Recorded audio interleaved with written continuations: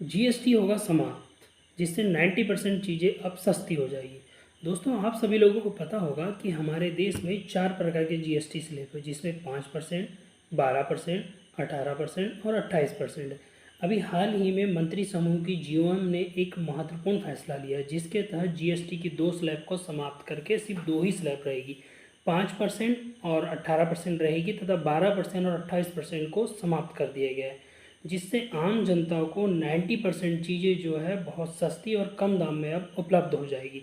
साथ ही कुछ चीज़ें ऐसी हैं जिन पर 0% जीएसटी लगेगा, कोई भी जीएसटी नहीं लगेगा, जैसे खाद्य प्रोडक्ट, इन पे किसी भी प्रकार का कोई जीएसटी नहीं लगेगा, 0% पे उपलब्ध है। दूसरा है शिक्षा संबंधी सामग्री, इन पर भी किसी प्रकार का कोई टैक्स नहीं लगेगा, 0% पे उपलब्ध हो जाएगा। तीसरा है हेल्थ इंश्योरेंस और दवाइयाँ, इन पर भी किसी प्रकार का कोई जीएसटी नहीं लगेगा, 0% पे उपलब्ध होगा। और चौथा है 33 जो बीमारियां से महत्वपूर्ण दवाइयां हैं, जिनमें 3 कैंसर की भी शामिल है, ये भी हमें बिना किसी टैक्स के 0% टैक्स पे आसानी से उपलब्ध हो जाएगी।